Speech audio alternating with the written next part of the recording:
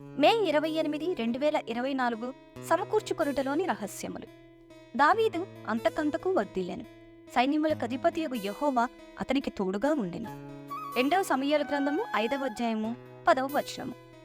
దేవుడు దావీదును హెబ్రోను, సియోను అను స్థలమునకు నడిపించి కొన్ని దేవుని నియమములను అనుసరించుట ద్వారా తాను వ్యక్తిగతముగాను సమాజముగాను కోల్పోయిన దాని అంతటిని ఎలాగో సంపాదించుకొనగలిగెనో మనము చూచితిమి. దావీదు హెబ్రోనులో 7 సంవత్సరములు 6 నెలలు నివసించిన తరువాతనే సియోనునకు వచ్చాను. మొట్టమొదట దేవుడు దావీదును హెబ్రోనులో సిద్ధపరచవలసి వచ్చాను. సహవాసము యొక్క సంపూర్ణ భావమును దావీదు అచ్చట నేర్చుకొనగలిగాను. అక్కడ నుండి దావీదు సియోనుకు తీసుకుని రాబడిన. ద్వితీయోపదేశకాండము 7లో ఉన్నట్లు కనాను దేశంలో నివసించుచున్న 7 జనాంగములను ఇశ్రాయేలీయులు తోలివేయవలెననియు, వారితో ఏ నిబంధనయు చేసుకొనకూడదనియు, వారితో వివాహ సంబంధములు ఏర్పాటు చేసుకొనకూడదనియు చూచెదము. వారి మానవ జ్ఞానము అనుసరించి వారు దేవుని ఎడల తప్పిపోయిరి. ఆ 7 జనాంగములు అక్కడే నివసించి ఇశ్రాయేలు జనాంగమునకు గొప్ప నష్టమును తీసుకుని వచ్చిరి. 2 సమూయేలు 5లో ఎట్లు దావీదు ఈ 7 జనాంగములలో ఒకటైన యెబూసీయులను జయించి సియోనును వశపరచుకొనెనో, ఆ పట్టణములో తన సింహాసనమును ఎట్లు స్థిరపరచునో చదివిదము.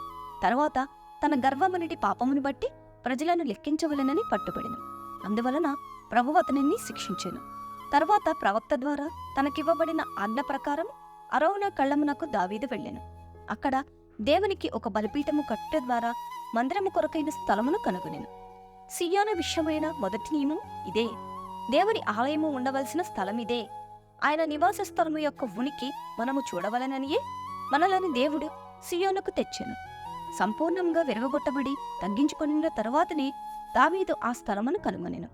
మొదటిదిగా మనము దేవుని స్వంత మార్గంలోనికి తీసుకుని రాబడవలెను. రెండవదిగా ఆయన సేవలో మన స్వంత జ్ఞానము, తెలివితేటలు, యోగ్యతల మీద ఆధారపడకూడదు. మందిరము కొరకైన స్థలమును దేవుడు దావీదునకు బయలుపరిచిన పిదప మందిర నిర్మాణము కొరకైన మొచ్చును రాతమూలముగా దేవుడు ఆయనకిచ్చెను. సియోని యొక్క 2వ దైవ నియమము అదియే.